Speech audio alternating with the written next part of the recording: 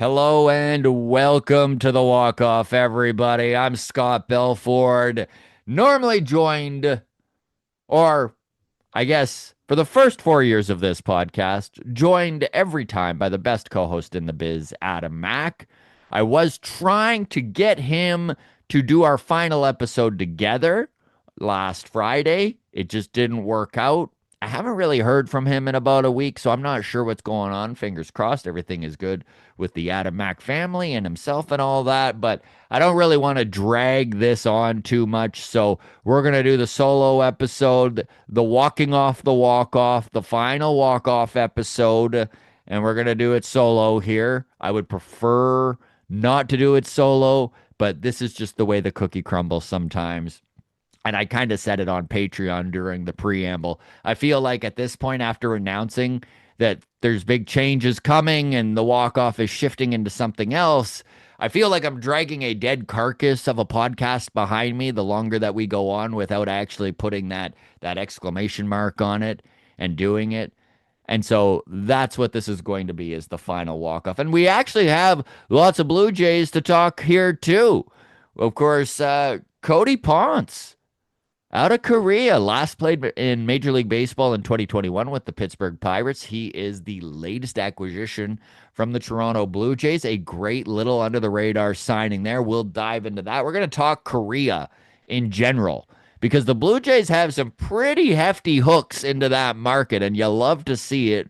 Hyunjin Ryu, of course, the start of that, the tip of that iceberg, and it has only gotten deeper since then. We'll talk the pitching staff, which honestly, I think this is the deepest starting pitching staff I've seen on a Toronto Blue Jays team ever.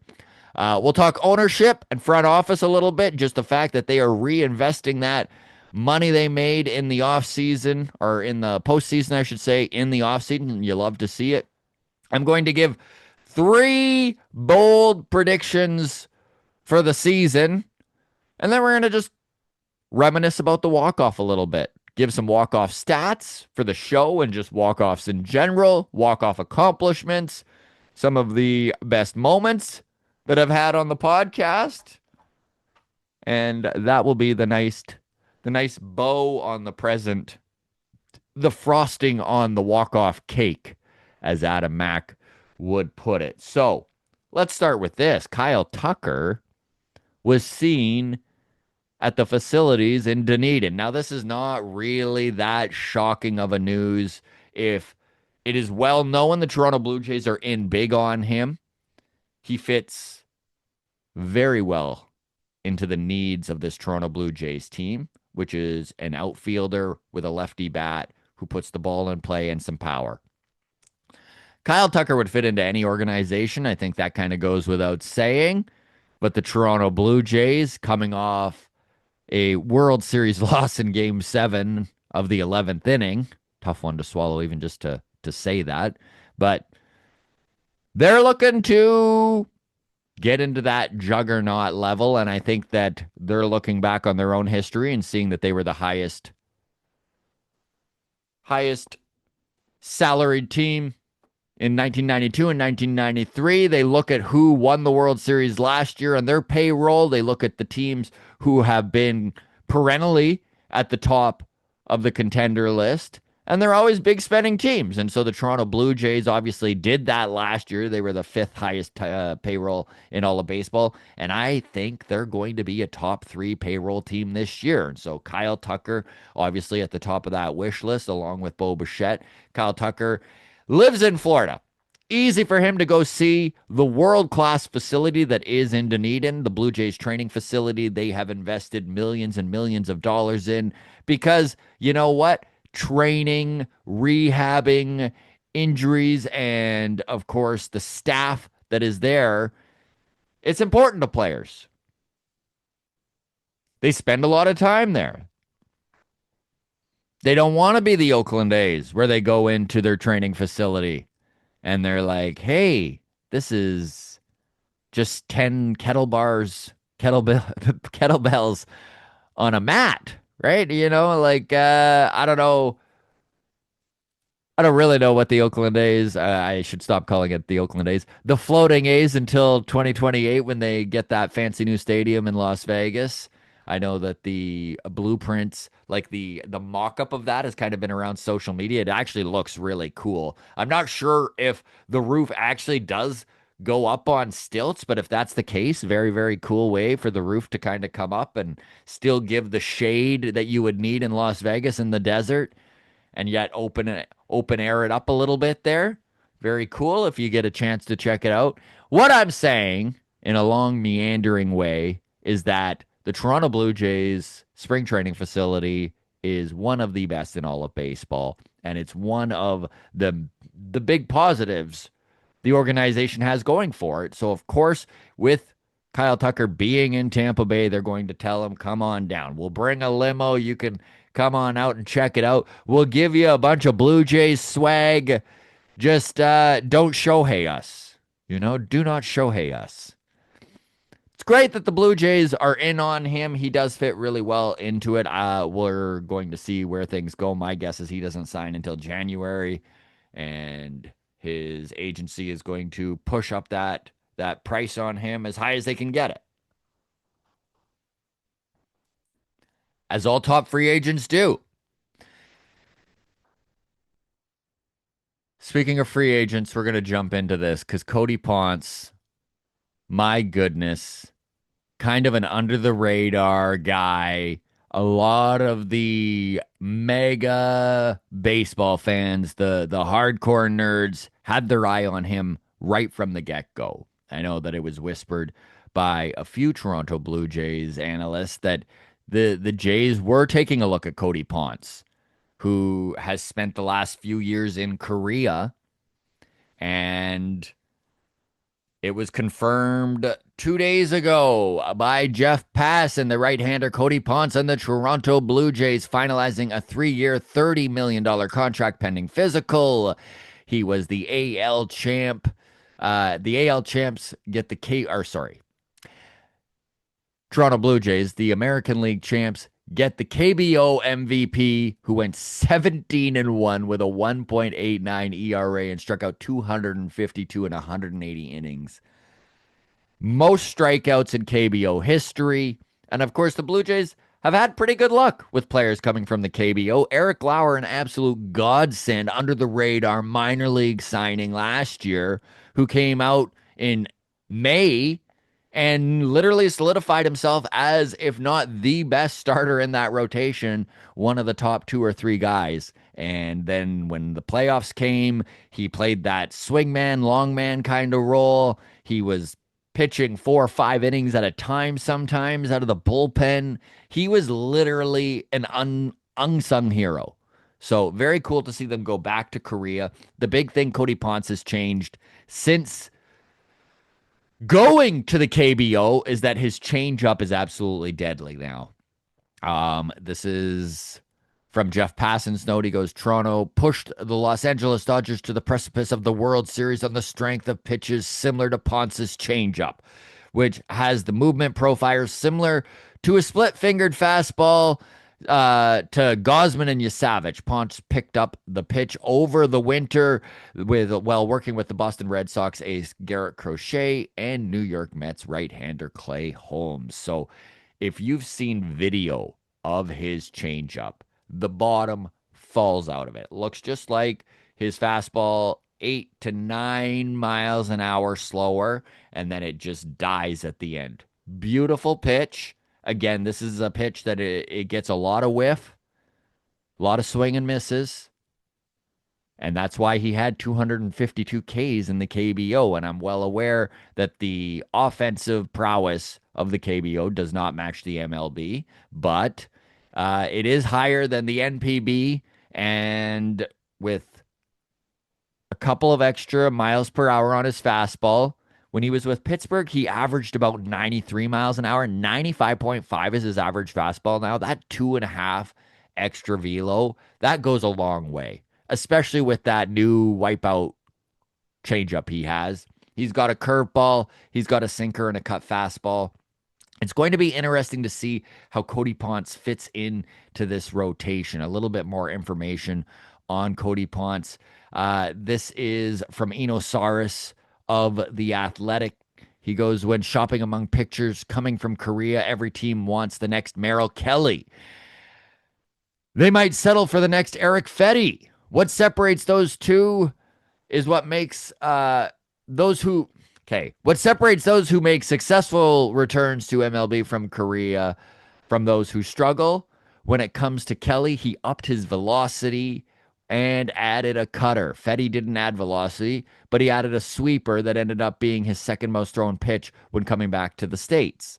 The good news for whoever signs Cody Ponce, the Toronto Blue Jays, is he did both. After sitting 93 with the Pirates in 2020-21, Ponce has upped 2 ticks of velo with the Hanwha Eagles. Those ticks also made his breaking balls even better. So there you go, kind of what we were touching on there. Going to be really cool to see so many pitches like that splitter. We saw how successful it was with Yasavich and Gosman in the postseason. The fact that his changeup kind of mimics the splitter a little bit in the way that it dives out of the batter's sweet spot is pretty darn cool.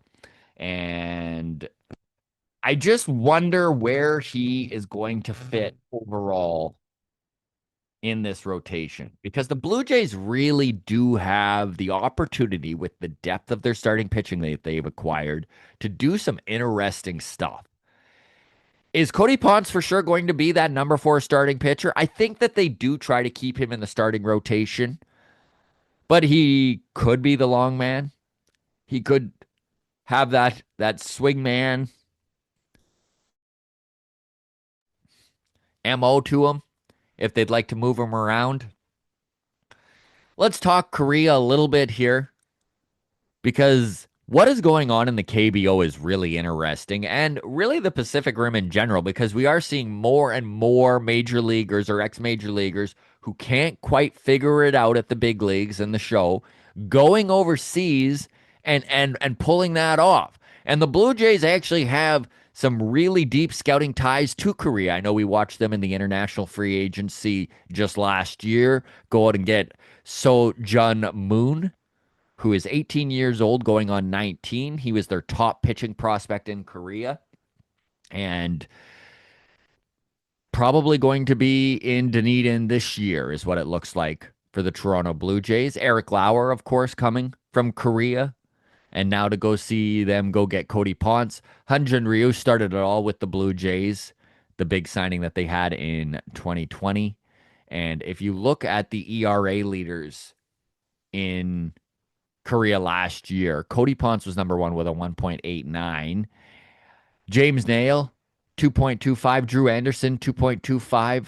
And then if you go down to number 5, old friend of the show, Zach Logue, is a 2.81 ERA. Zach Logue, 29 years old now. And in fact, I think I'm going to try and get him back on the podcast, whatever the iteration of the walk-off is moving forward, because I would love to pick his brain on what it's like pitching in the KBO and how different is Korea, the fish out of water aspect of it, how difficult is the cultural differences to overcome. I think that we're seeing more and more pitchers go over there and come back, and they're coming back great teammates too. Not that they weren't great teammates before, but there's a lot of the Latin American players who struggle with the language barrier. A lot of Pacific Rim players, that struggle with the language barrier, the cultural differences. And I think being able to go and experience that firsthand for yourself, it breaks down those barriers and it does make for a better team. And we look at the clubhouse the Toronto Blue Jays built last year, and I think a lot of that came from exactly that. Guys like Eric Lauer are like, hey, listen, we're all the same. We can all do this. We have one common goal. Let's get it together. The other thing about Korea that is interesting, and this isn't something that's new, okay? We've seen players in the past, like Eric Thames. Remember old Eric Thames, former Toronto Blue Jay? He had the crazy mutton chops. And then he went over to Korea, became a power threat, moved back to Major League Baseball with the Milwaukee Brewers, and then proceeded to hit 30-plus bombs for 2 or 3 years with the Brewers back in, I think it would have been like, what, 2014, 13, 14, somewhere in that zone. But so it's not new, but we are seeing more and more pitchers or go to Japan, right? Look at Yariel Rodriguez. That's where they got Rodriguez from. Look at Jay Jackson. That's where the Blue Jays got Jay Jackson from. So it's really cool to see these pitchers going over to Korea and Japan, reestablishing themselves, reinventing themselves, and then making their way back to Major League Baseball. I don't know if you missed it or not, but uh, Anthony Kay, former Toronto Blue Jays, just got signed with the Chicago White Sox. He had spent the last couple years in Japan. 2 years, $12 million. So these guys are going overseas. They're coming back reinvented with new pitches, and they're getting paid. You kind of love to see it. It's very cool. Let's move on to this Toronto Blue Jays starting rotation because I mentioned it off the top, but this might be the deepest starting rotation I have ever seen with the Toronto Blue Jays. And if I am forgetting a rotation that was deeper, drop your comments. List a deeper starting rotation than the Toronto Blue Jays have right now. Currently, the rotation looks number one, Dylan Cease. You can put Kevin Gausman number one if you want. It's irrelevant. However you want to go. We're just listing off pitchers. Dylan Cease, Kevin Gausman, Shane Bieber. What a top three. Then you have the wonder kid Trey Yesavage. You have Cody Ponce. You have Jose Barrios in that 6-hole. Eric Lauer in the 7. You have Bowden Francis, Ricky Tiedemann, and Adam Mackel all stretched out starting in AAA. The Blue Jays have so many options when it comes to how they wish to manipulate this rotation. And if there is a load management innings cap, I wouldn't say cap, but innings shuffle, let's say, where they're keeping an eye on certain guys that they know they'd really like to overwork in the postseason. This is what the Los Angeles Dodgers had the ability to do last year. And obviously, it is about getting to the playoffs. But if you've got that sort of depth, you can kind of manipulate certain aspects of the game that maybe other teams without that sort of depth wouldn't have the options to do. Do you watch Ricky Tiedemann maybe get his major league debut this year? He's throwing 100.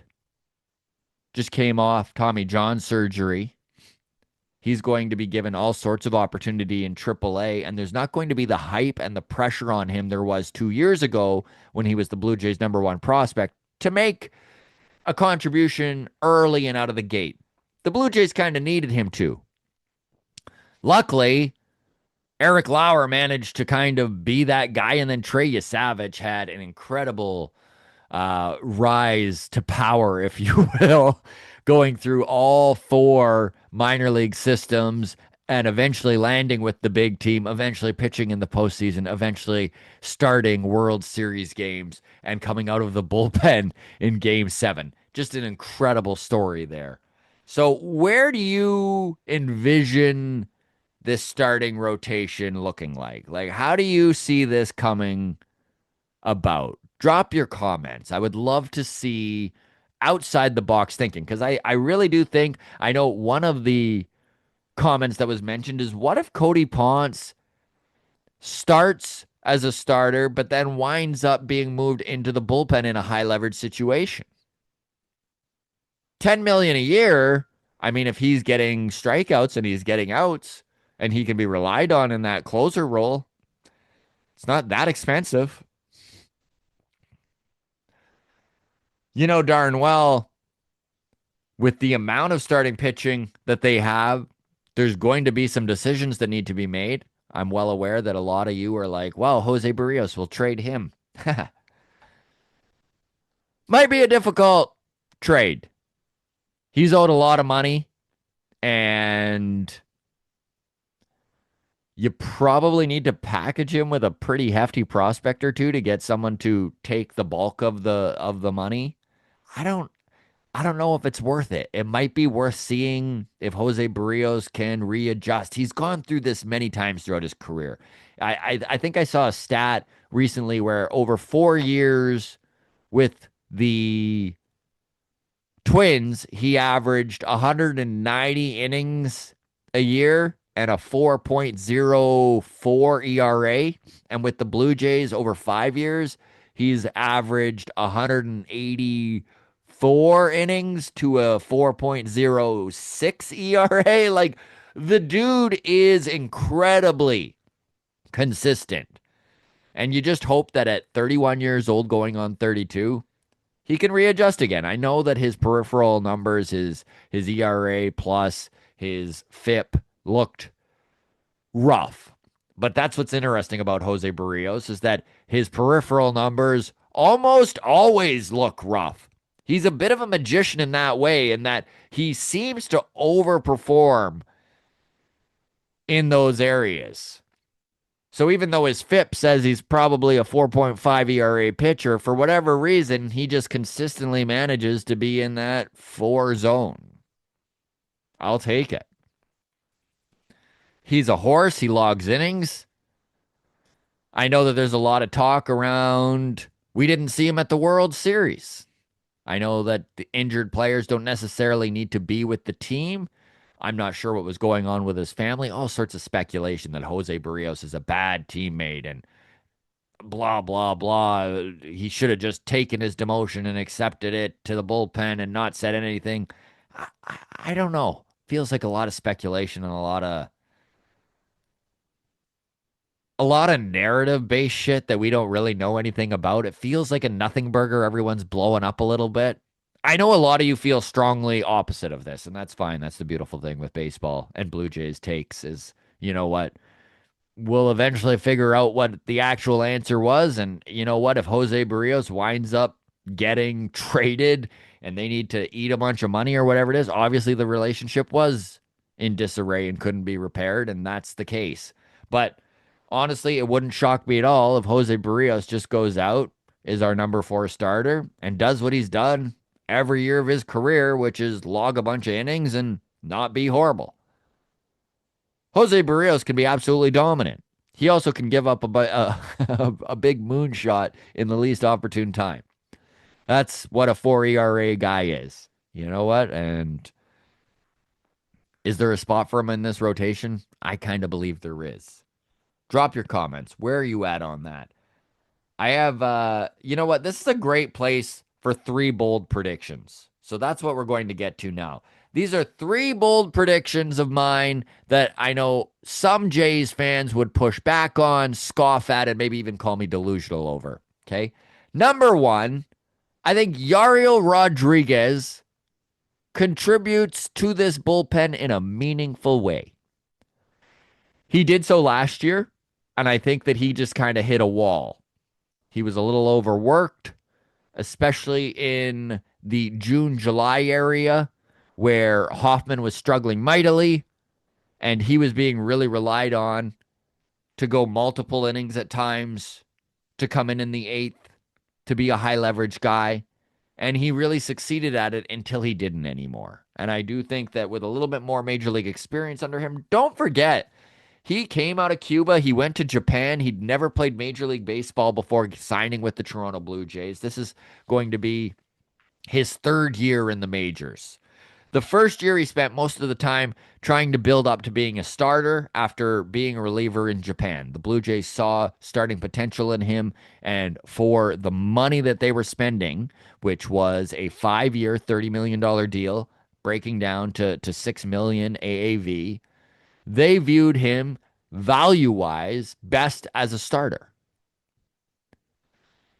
Now that they see him as a bullpen arm and he knows his role a little bit better and he's seen major league hitters and he's going to be able to readjust again and really focus on his role, I do think that Yariel is going to have a very good season for this Toronto Blue Jays team. And I think he's going to be a high leverage guy that maybe no one really saw coming. Everyone kind of has relegated him to, you know what, low leverage, whatever it may be. I think that Yariel has it within him to be a wipeout K guy, right? Like he's got that ridiculous curveball of his. He's got really good movement on that fastball. I think he could be a guy. So that's my first bold prediction. Number two is Ricky T has a huge second half in AAA after struggling a little at the top. You know, whenever a guy has Tommy John surgery, it's always tough to kind of get your feet back under you. But I think he has a huge second half and is on the big league roster in September in one way or another. Kind of Ricky Trey Savage esque. Whether that's starting or bullpen, my guess is he is that big power lefty that comes out of the pen. And you know what? Ricky throws 100 miles an hour as a starter. If he's coming in for one inning, he might average 100 miles an hour. He might hit 101, 102. Those are some big boy numbers. And from the left side, that is scary stuff. When you look at this team and the way that they have started to construct it, they are heavy on the starting pitching. There is an area of need in the bullpen, obviously. And I think they are going to address it, but maybe they don't go out and get that Edwin Diaz like a lot of us were hoping they would. Maybe they wind up with a big bat and let's call him Kyle Tucker. And then that opens up the Blue Jays to maybe trade a piece or two. You know, Nathan Lucas is a guy who has a lot of value to a lot of teams. This is a dude who showed that he's an above average hitter. He plays all three outfield positions, above average defensively. He's 31 years old and doesn't lose his head over big moments. He proved that time and time again in the postseason. He is under control for another 4 years. And on top of all of that, he's not even ARB eligible for another year. There are low budget teams that is very attractive to. And maybe you can move a guy like that, like a Jonathan Clase, whatever the log jam is in the outfield, pick a guy you want to move and bring in a reliever. Maybe they go that route. And then you bring up Ricky if he's doing really well and hope that that works out. And if it doesn't, you always got the trade deadline where you can bolster for that big back end of the pen arm. And who knows? Maybe Jeff Hoffman's lights out this year. You never know what can happen. The bullpen is such a freaking mystery, right? Final, and this is why I brought up my three bold predictions now. Final prediction is Jose Barrios does what he does. 170 to 180 innings pitched, 4-ish ERA. I know I made these predictions on Twitter yesterday, and there were a few people who were like, if Jose Barrios pitches 180 innings, this team's in trouble. But I kind of disagree. I think that if Jose Barrios pitches 180 innings, he's doing what he's supposed to do. And it's probably going to be for around that 4 ERA area, which he has done his entire career. Jose Barrios is the perfect example of a dude who has enough of a sample size. You could turn the baseball card over, and it's probably what his career numbers are. Could be wrong. I know he didn't look great in end of July and August. It's why he got relegated to the bullpen. I still believe that Jose Barrios is the Jose Barrios we've seen. The Jose Barrios who has been the opening day starter for this organization numerous times. Do I expect him to be an ace? No, but I never did. Do I expect him to be one of the best number 4s or 5s in baseball? You know what? If he throws 180 innings to a 4 ERA, he might be the best number 5 in baseball. And that's a beautiful thing for the Toronto Blue Jays, that their starting rotation is so deep that is an actual possibility. Drop your comments. I'd love to hear some of your bold predictions, folks. We'll do this as our content next week. Just a reminder, this is walking off the walk-off. So this is the final walk-off episode as we know it. Now, I've kind of stated this before. It is too bad Adam Mack couldn't join, but he couldn't. So I'm doing this final episode solo. We are going to talk some of our favorite walk-off isms, if you will. some of my favorite moments that have happened on the podcast, some of my favorite guests. Going to be putting out one public show a week throughout December. And then come the new year in January, we will have a new idea of the content that I'm putting out. I don't know exactly what it's going to look like yet. Some question marks there. I would like to include you, the community, a little bit more than we have in the past. I think that the idea of opening up a 26-man roster to you folks, and if you're good at the data side, if you're good at the analytics, you're good at graphs, you're good at you're good with prospects, you know the minor league system well, you're really into the emotional side of things, you know how these players are, you're whatever it may be. Where do you fit on the 26-man roster? I love the idea of maybe having that. Friday show, I really enjoy interviewing and talking to people, and I think that that is something that an aspect of the walk off that I would like to keep. Having guests on, talking baseball, talking life. Maybe every Friday we do, we bring on our good pals like Keegan Matheson, cycle through some of the analysts. We have a really huge Rolodex of folks who have come on the walk off in the last half decade. I was kind of sifting through it, and it really does blow my mind. And so we'll get into it a little bit. I feel like we've done our Blue Jays portion, and so we can get to the sign off, if you will. Bad tacos. That was a fun phase in the walk off. Adam and I had a superstition where we refused to use the word injuries, and we just called them bad tacos when we were speculating on what if this, what if that. Let the cake bake. One Adam Mack's best. Right? He was we were huge Atkins and Shapiro guys until we weren't. We really thought that they were building something until we didn't. And then look at us back on board now. The cake, it took way too long to bake, but what a delicious cake it turned out to be. Gary Gosman. Adam Mack accidentally calling Kevin Gosman Gary, and then we just stuck with it. Gary Gosman became a thing. I've always loved on the walk off, and feel free if you've got memories of something fun that happened on the show, drop your comment. I would love to get back into it maybe next week on again.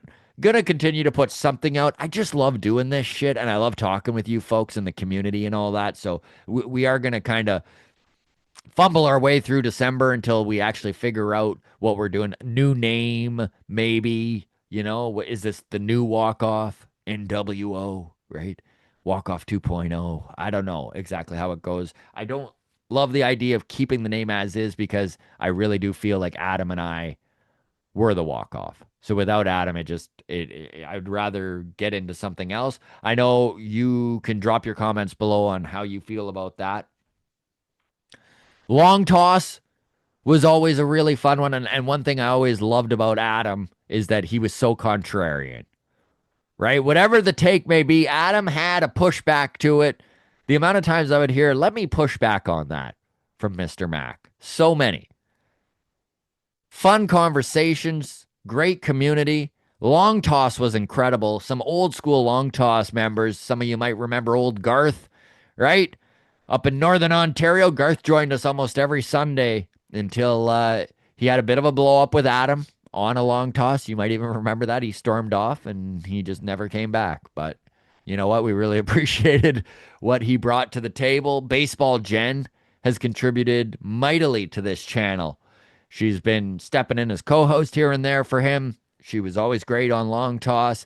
Joel, hey, call me. Craig Ballard, right? He was running Locked On Jays for that year there, and he did the very first Baseball Town with me. Craig and I did Baseball Town. Jay Jackson and Davis Schneider came down to that Baseball Town in September. It was so wild.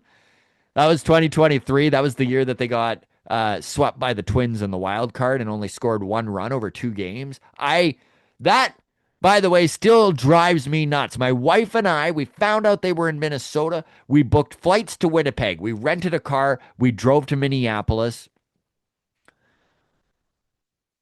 Rented an Airbnb.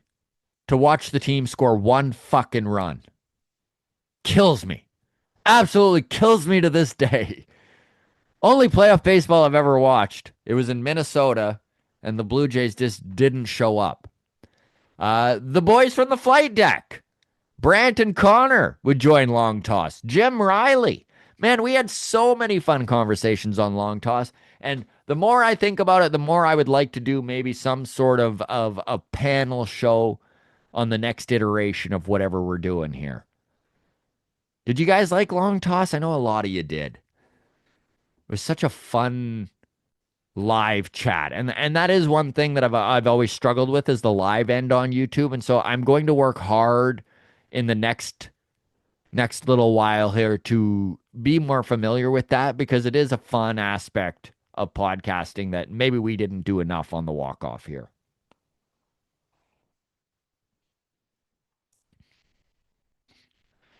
Interviews that we had that I still can't. Man, we hit so above our weight class for the people that we had on this podcast. It is mind-blowing to me. Number one, the fact that we had the president of baseball operations, Mark Shapiro, on this show for 30 minutes blows my mind. We even had him on in 2023, and it was right after the Dalton Var show to Toronto for Lourdes Gurriel Jr. and Gabriel Moreno. And of course, the fan base was in tatters. There was two sides. No one was in the middle. Everyone was either hating that move or loving that move. We got to talk to Shapiro about that. It was really interesting watching Gate 14 do their interview with him a year and a half later, because we talked to him about Moneyball, and he was so annoyed we brought it up. In fact, if you go back, go ahead and search Walk Off Mark Shapiro. It's probably the funniest portion of the interview, because we're like, hey, Mark, do you mind if we ask you something? His response was, no, go ahead. Ask whatever you want as long as it's not about Moneyball. And I was like, oh, well, the one question that everyone in Patreon wanted to know about and everyone in the grounds crew wanted to know about is Moneyball. And he just like a big sigh and got into it. But then you watch him on Gate 14 with it, and he's laughing and they're joking about it. And like, so I don't know if we like kind of laid the groundwork for him being a little bit better humored about it, but I like to think so. We had Deborah Harris, who is the head of the high performance team. Robert DiBernardi, the head of the mental performance. Just some really insightful stuff on two ends of the game that I didn't know much about. John Gibbons. I mean, honestly, that's probably an evergreen interview. If you have not seen our interview with John Gibbons, one of the most fun interviews I've ever done.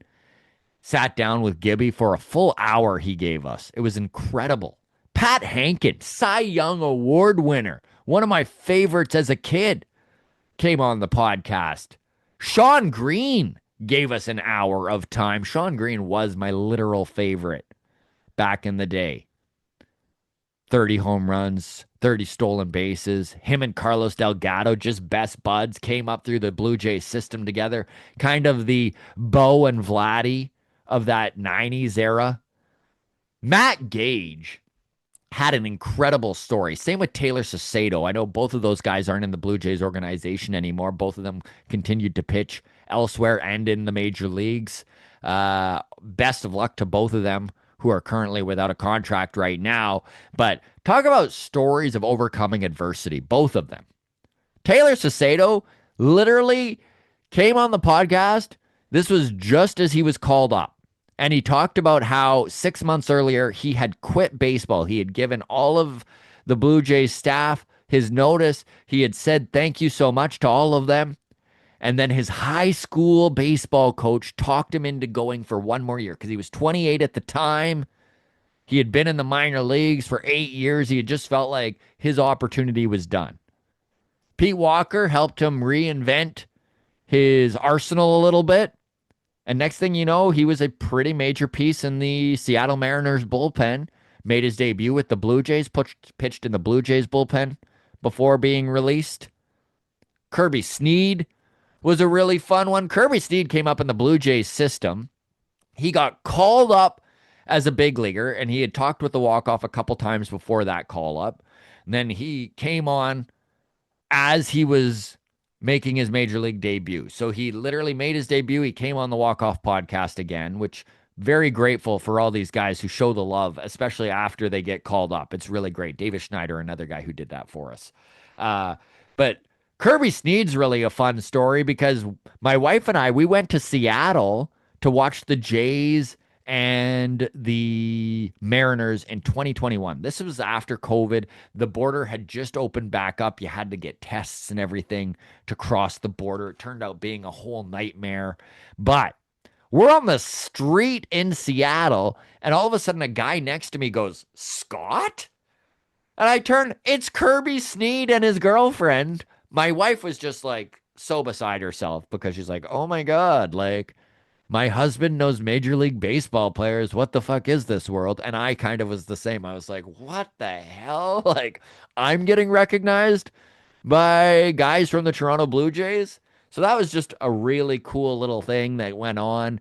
Davis Schneider. I mean, we talked to Davis when he was a Vancouver Canadian, when he was a New Hampshire Fisher Cat, a Buffalo Bison, and then again as a major leaguer. He came down to baseball town after his most, like, his debut, where he was the greatest debut in Major League Baseball history. Like, just wild that he took the time to do that.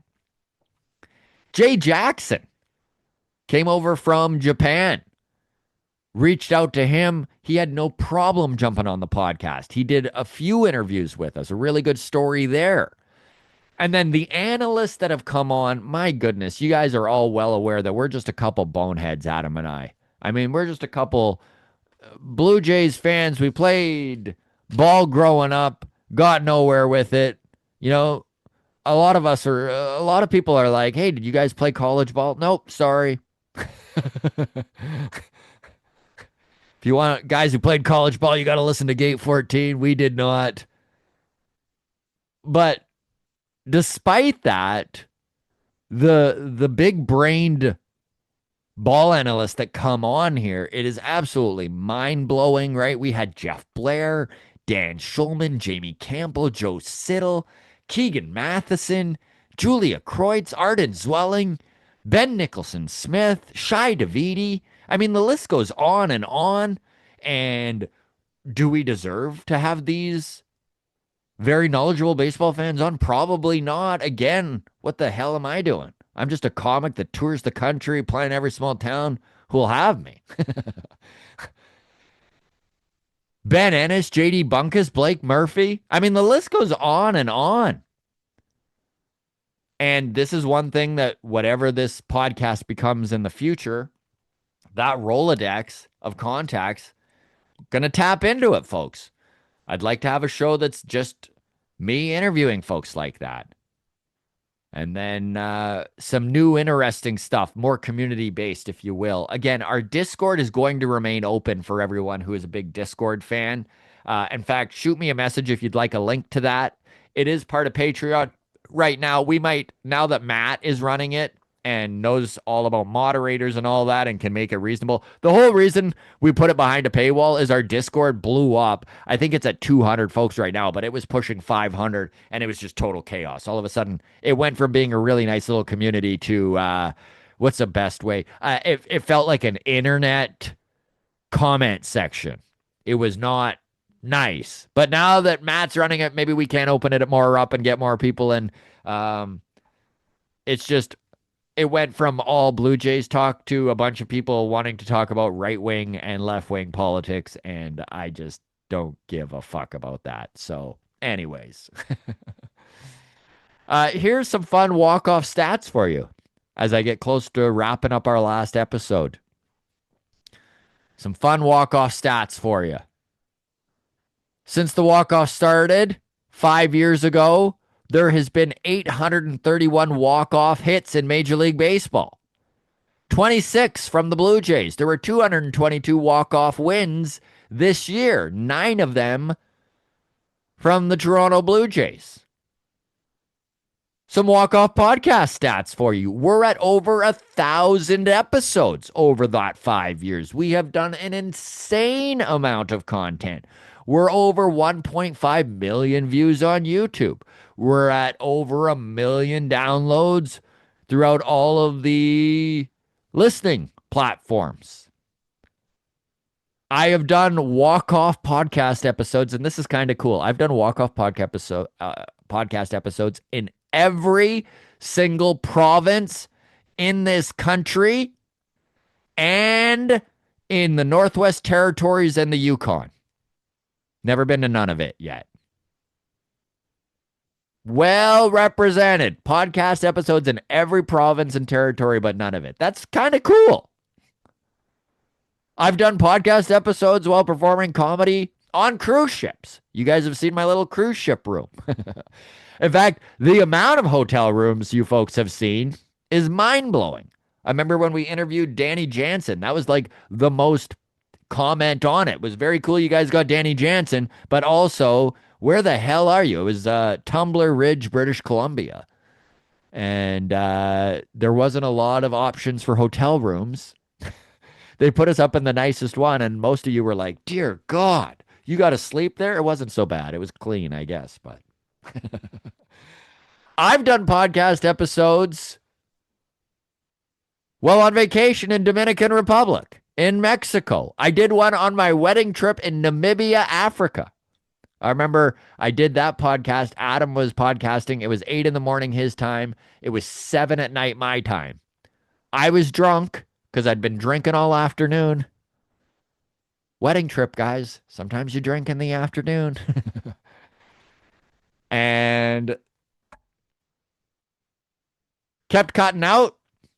My Wi-Fi was not great, but like I have done podcast episodes everywhere around this world. It is so cool how you folks have dropped your comments, how you have kind of been on this ride with us. The community is incredible. I'll just wrap it up by saying, honestly, guys, I love you.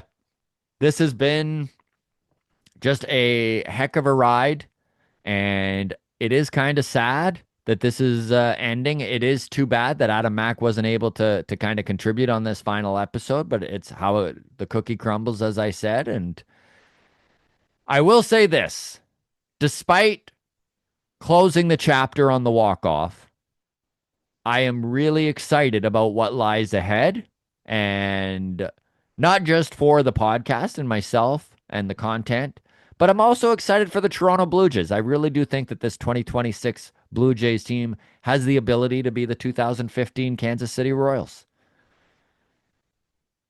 Some of you might be rolling your eyes. I don't care. Toxic positivity, baby. It reigns supreme here on the walk-off right till the final episode. I really do think that the Toronto Blue Jays, much like the Kansas City Royals in 2014 when they went to Game 7 of the World Series and lost it, I think there's a big year ahead of us here. And to have an ownership group that is taking the money that they made on this postseason run and investing it back into the team says a lot. I think that Ed Rogers is one of those, as I've called him before, an ego billionaire. That's my favorite kind. He wants a ship, baby, and he's prepared to spend to get it, and I love that. Let no billionaire make you sit in his shadow, Eddie. You get out there and you outspend every frickin' guy out there. I love the way this team is shaping up. We'll leave it at that. Thank you to all of you. I really do appreciate you from the bottom of my heart. And on top of all of that, I will give a big shout out and all the love in the world to Adam Mack. Could not have done this ride without you, my friend. I truly am going to miss talking baseball with you. That's been the hardest part of the last year, is you've had to step away more, is that I got used to chatting ball with you 3-4 times a week and really missed that. So we are going to reinvent ourselves here on the walk-off, whatever that may look like. I don't know yet, but I hope you all stick around. I hope you continue to watch whatever we're putting out, and go Jays, go.